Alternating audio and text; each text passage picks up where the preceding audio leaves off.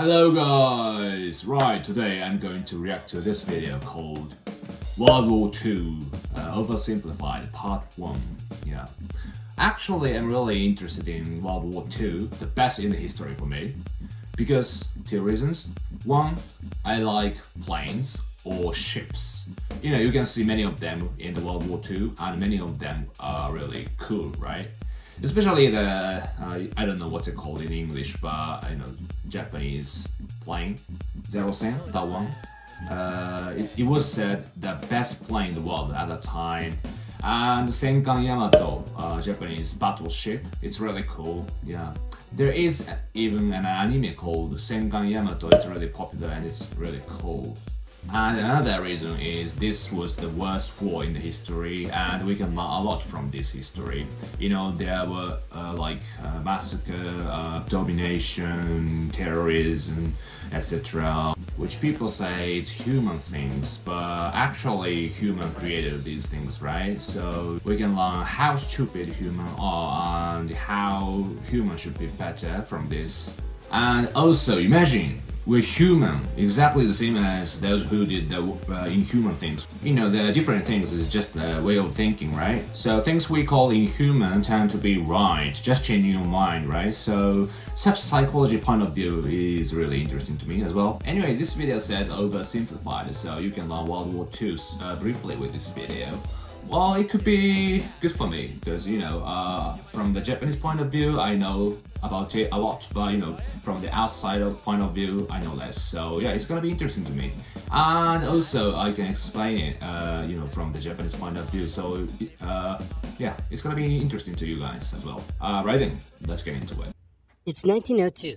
A young man by the name of Benito Mussolini moves from Italy to Switzerland to avoid military service. Mussolini, he's the leader of fascism in Italy, working for right? trade unions, writing for Very socialist important newspapers, advocating a violent overthrow of European monarchies, the whole shebang. This gets him in a bit of trouble with the Swiss police, so he gets arrested, sent back to Italy, set free, returns to Switzerland, is arrested again, goes back to Italy again, completes his military service after previously avoiding. Oh, well, okay, I didn't expect it would go so fast. Yeah, okay, right. I understand. Previously avoiding it, and then after a brief stint as an elementary school teacher, he finally returns to work as an avid socialist. His speeches and journalistic abilities made him famous among Italian socialists. He was anti-war, so when Italy colonized Libya in 1910, he rioted and got arrested. Then World War I came along, and once again he protested Italy's involvement. But then he thought, wait a minute, this war could bring about the social climate needed to overthrow European monarchies and bring about the socialist revolution everywhere. And suddenly he was pro-war, but his fellow socialists didn't like his new pro-war stance, so they kicked him out of the party. So then he said, you know what? I'm done with socialism. We need something new, not based on class divisions tearing us apart, but based on unity through nationality. We'll conquer the Mediterranean and reunite all Italian peoples just like the days of the Roman Empire. I'll call it fascismo, and it will guide the Italian nation to greatness. That's all well and good, Mr. Mussolini, but what kind of haircut am I giving you? Let's go with bald. Okay, that's a big humor. Nice. They had been on the winner's side in World War I, and they hoped they were going to get a lot out of it, but in the end, they only got a little, and they felt cheated. On top of that, a bad economy and weak governments meant that the Italian people were a little unhappy. So when Mussolini came along and said that he could fix everything, his fascist movement gained a lot of support. Okay, very simple story. Easy for us to understand. Nice. In 1922, he went to the king and said, make me prime minister, or I'll make me prime minister. And the king said, you and what army? This army. Much bigger, right? Fair enough. Okay. Then he went about establishing a dictatorship with himself at its center. Europe had its first fascist dictator. Next up, Germany. Germany had been on the loser's side, and they got absolutely wrecked by the Treaty of Versailles. They lost territory, had to demilitarize the Rhineland, had to reduce their army to just 100,000 men, couldn't have an air force, had to pay the Allies a huge amount of money that it didn't have, and a new rule was established that every Englishman withheld the right to walk into the center of Berlin, pick out any German they wanted, and spank the hell out of them. I made that last one up, but it helps you understand how all of this felt to Germans. So apparently you created Hitler.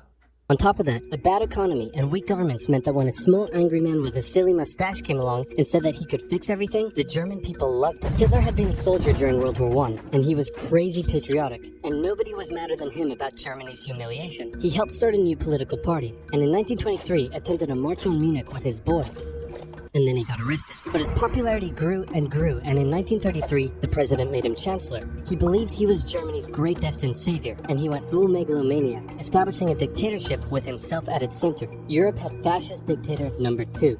Hitler and Mussolini had a lot of the same ideas, but more importantly, they had the same enemies, and they started to get along. Anyone else want to be friends? Franco? No? You good? I do. Who's that? It's Japan, and they've taken over northern China. Let's rewind a bit. Japan had isolated itself from the rest of the world for over 200 years until the Americans showed up and said, you're gonna trade with us and you're gonna like it. Then the Western powers imposed a bunch of unequal treaties, meaning Japan's economy was bust. They also had no natural resources, so they decided to go get some. They went to war with China to gain a sphere of influence over Korea, and they took a bunch of China's stuff. But then the West said, hey, cut that out. And since Japan couldn't take on the West, they said, okay, I guess we'll just go home. Wait a minute, what are you doing? Taking advantage of a weakened China and setting up spheres of influence. But I was the one who weakened them. We know. And you guys didn't let me have anything. We know. Well, this is the beginning of Nichiro Senso, yeah. I don't know what's it called in English, but, it's a war between Japan and Russia. We know. That seems unfair. We don't think so. Okay, see ya. So Japan thought, screw this, and went to war with Russia, and stunned everyone by actually winning. Then they fully... I remember when I learned this history, I think I was junior high school student at that time, if I remember correctly. And I felt really good, because beating the much stronger enemies, like, beating Hector. So yeah, it's bad impression, isn't it? Yeah, I was really small. Then they fully annexed Korea, but they didn't stop there. In World War I, they took Germany's colonies and islands in Asia. And then in an incident that was maybe staged by the Japanese army, a bomb blew up a Japanese train in Manchuria, giving them an excuse... Oh, that's Manchurian, yeah. Manchurian incident in English. An excuse to launch an invasion and take over. So here's the situation. Nazi Germany, Fascist Italy, and Japan all believe they're racially superior, all feel hostility towards the Allies, and all want to militarize and take over more stuff. And so they did. Let's start with Germany. Hitler hated the Treaty of Versailles, and now he was ready to begin undoing it. In complete violation of the treaty, the first Luftwaffe squadrons were set up, conscription was introduced, and he pimped up his army. The Allies did nothing. Then Hitler sent his army back into the demilitarized Rhineland, giving orders to immediately retreat if the Allies showed up. The Allies did nothing. With his military re-strengthened, he could now move on to step 2. He wanted to rapidly increase the Aryan population, and to do so, he needed Lebensraum. Or in other words, he would have to take over the world. But for now, a good portion of Europe would do, and he began eyeing up his neighbors. The Allies finally started to get worried, so they implemented a fairly useless diplomatic strategy called appeasement, and it went a little something like this. Hitler would say, I want that thing, and the Allies would say, you can't have that thing. Okay, you can have that thing, but no more. I want that thing. And repeat. In 1938, Hitler's army marched into Austria and just took it, with no resistance. Boom. This is Germany now. Next, he demanded to be given the Sudetenland, an area of Czechoslovakia with many ethnic Germans. The Allies held a meeting with Hitler in Munich and said, look, we're gonna give you what... Hang on. This meeting is about my territory. Shouldn't I come to the meeting too? No. Anyway, we're gonna give you what you want. Really? Yeah. Just like that? Yep. What's the catch? Just sign this piece of paper promising you won't invade the rest of Czechoslovakia. Okay, then... I wonder they thought they could stop Italy and Germany for sure at that time, because, you can't stop people getting carried away, right? Okay. Then Chamberlain returned home victorious, waving his signed piece of paper in the air, declaring crisis to be averted and the continuation of world peace. And we built a statue of Chamberlain in his honor, and every day on the 30th of September we celebrate Chamberlain Day. Hitler's invading the rest of Czechoslovakia. What? He's invading the rest of Czechoslovakia. Oh. You lied to me. What do you expect? I'm Hitler. Not to be outdone, Mussolini also wanted to get in on the action. He thought to himself, isn't there a not yet colonized nation somewhere which is so underdeveloped that the people would be defending themselves against our tanks with literal bows and arrows and wooden spears? Oh, there is? Fantastic. And so he took it. Oh. Italy also wanted to control the reason? entrance to the Adriatic Sea. Really? So they I occupied didn't Albania. really know that. Then, in another incident which was maybe staged by the Japanese, gunfire was exchanged by Japanese and Chinese troops at the Marco Polo Bridge.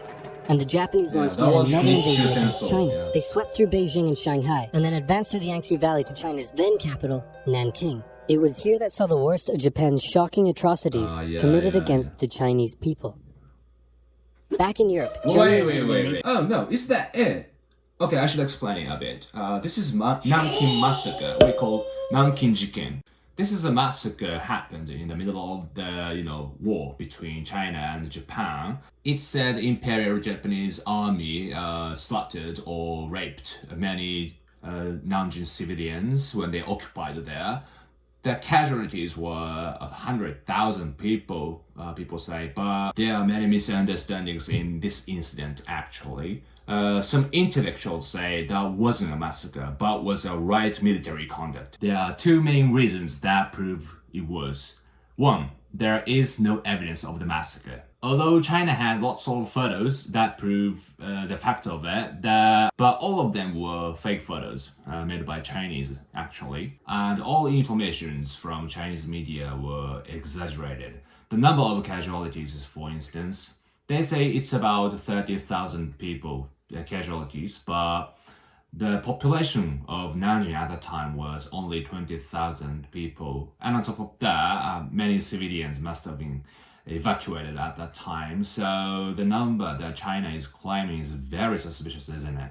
And the reason too, there are many evidences that prove Japanese army didn't massacre people. Actually, there were many Westerners living there, and they made international committee called Nanjin International Committee after the incident, to report the detail of the damage by the attack from Japanese army. According to the report, the number of crime was 425 and the number of murder was 49, and only 2 out of 49 were witnessed in person, and most of them were illegal action, like killing a soldier pretend to be a civilian. And also there are many photos, like you can see, the medical team of Japanese army helping Nanjing civilians, or appreciation letters left from the Nanjing civilians, and those are not fake.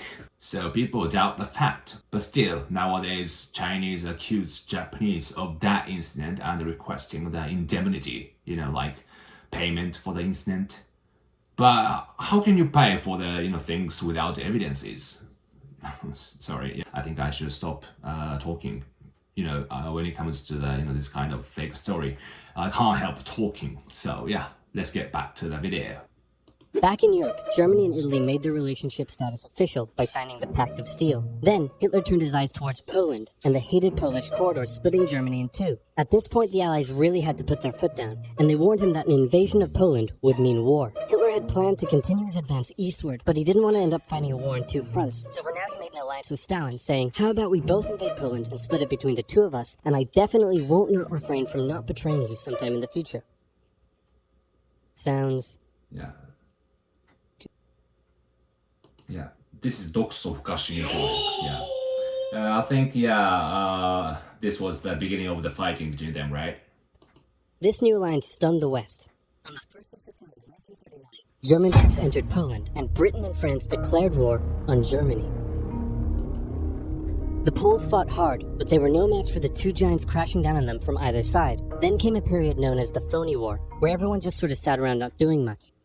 The French had launched a small invasion into the Saarland, but they maintained mostly defensive positions, and after a while decided to just turn around and call it a day. Speaking of France, the French were still super proud of their victory in World War I, and they hadn't really moved on from it. They still used horses, they dispatched messages by motorbike instead of using radio, orders from the commander-in-chief were usually pretty vague, and the troops were rarely inspected.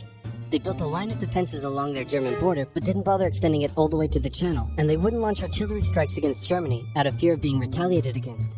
In a war, they didn't want to attack the enemy. And at first the UK wasn't much better. Chamberlain still naively hoped that the war could be ended diplomatically. Instead of bombing raids, the RAF dropped propaganda leaflets over German cities, which one air marshal said likely did nothing but provide the continent with toilet paper for the duration of the war. They also only sent 200,000 men to France, while the French had mobilized millions. Both Britain and France wanted to avoid a repeat of the First World War, and so they wanted to keep the war as far from home as possible. So they turned their eyes north, towards Norway.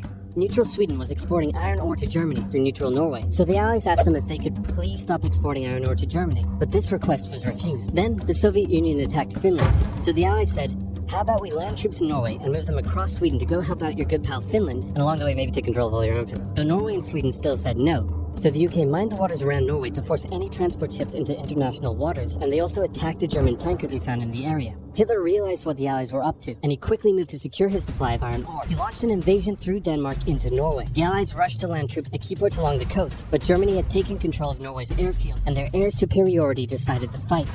the Allies had to retreat. After this slightly embarrassing failure, Chamberlain resigned and was replaced with Winston Churchill. Oh yeah, Winston Churchill, very important person. Yeah, you guys ever watched The Darkest Hour?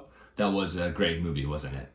Who had a slightly different approach to dealing with the Germans. Hitler's overall strategy was similar to Germany's First World War strategy. Attack France, defeat France, knocking out the UK in the process, then turn on the Soviet Union and win the war. During the phony war, the Allies had given Hitler time to prepare his forces. Now, he was ready to attack. The Allies had wanted to place troops in Belgium, but Belgium had refused, and in a move that surprised pretty much no one, Hitler launched an invasion to get around France's defenses. The Allies charged into Belgium at full speed to meet the German invasion head-on, and it looked like a repeat of the First World War was coming. But this time, Hitler had a trick up his sleeve. Blitzkrieg. As the Germans advanced, they sent thousands of refugees westward, slowing down the Allies. Then, to the south, the French had left the Ardennes, an area full of hills and forests, pretty underdefended because they thought it was naturally impenetrable. Well, the Germans were about to penetrate it with everything they had. They smashed 50 Wehrmacht divisions through and encircled the Allied armies at lightning speed. The best of the Allied forces were now trapped. The Germans squeezed in from all sides, taking out France's best armies and nearly wiping out the British too. But they managed to make a desperate that's the Battle of Dunkirk, Operation Dynam, right? Making the perilous journey to bring their young men home. With most of the French forces depleted, the German... I watched the Dunkirk movie, yeah. That was quite touching. You know, that was a tough decision for UK because this decision was representing their lose. But Churchill never gave up and expecting the bright future. And finally people were agreed on that way and they went help English and French soldiers by all hands. Like even English civilians helped them with their own boat, sacrificing their safety. And most of them were evacuated finally. And this success made people cheer up and enjoy the attack from Germany and beat them later. Very good story. With most of the French forces depleted, the Germans breezed through, taking Paris, and France fell. What the Germans couldn't do in World War I, Hitler had done just like that. Hitler hoped that with the fall of France, the UK would also lose hope and sue for peace. But quite annoyingly, it didn't, and he needed to secure the Western Front, so he tried to force them into submission with mind games. The UK were now all alone, and Hitler wanted to emphasize that. First of all, just before France fell, Italy finally declared war on the Allies, making the UK's situation even worse. Next, instead of just occupying all of France, Hitler occupied the coastal areas for defense, but allowed France to continue its existence as a German puppet state. This way, it looked like the UK's old ally had decided to switch sides. Hitler also hoped that the UK wouldn't attack any of her old allies' navy bases or colonies in Africa, giving Hitler an extra line of defense to the south. But the UK made sure to respond to this by sailing down to France's navy base in Algeria and wrecking a bunch of ships. So have at it. Hitler then began laying down plans for an invasion of Great Britain. Before German troops could land on British soil, he would first need air and naval superiority across the Channel. Waves of German bombers came, while the completely outnumbered RAF worked bravely around the clock in an attempt to quell the German attacks. At first, the Luftwaffe targeted British ports and coastal facilities. Then it attacked RAF bases, crippling the RAF's ability to defend the nation. And it looked like Hitler's Great British invasion was coming. But then, Churchill ordered a small, pretty insignificant bombing raid over Berlin. It didn't do much damage, but Hitler was furious, and he immediately ordered the Luftwaffe to refocus its attacks on civilian targets in London. Children were sent off to the countryside, away from their parents to avoid danger, and frequent trips to air raid shelters became a daily occurrence. But British morale held firm. Smiling, knitting, lounging casually, these people have balls of steel. This refocusing on London also gave the RAF breathing space to reorganize, so Hitler kind of shot himself in the foot there. Just the foot for now. Finally, the Luftwaffe sent one massive all-out attack on London, and the RAF successfully repelled it, destroying many of the German aircraft and placing air superiority firmly in British hands. Hitler's So yeah, Operation Dynam worked well eventually. Hitler's invasion had to be postponed, but the bombing of British cities continued for some time. Okay, yeah, that was good, wasn't it? It was simply summarized, so easy for you to understand, right? Well, as I said earlier, regarding to the Nanjin incident, don't believe it, really. Yeah. There are many fakes and exaggerations in history. That's the way it is, doesn't it? So it's important for you not to believe in all. Well, this was part 2, so there is another. So if you like this reaction video, I'll react to part 2 as well. Well, I didn't see the Battle of Midway yet. This is more interesting for Japanese and Americans, so yeah, it must be in the part 2. So if you want me to react to part 2, put the comments or press the like button. There you go. So I'll see you guys in the next movie. Sayonara!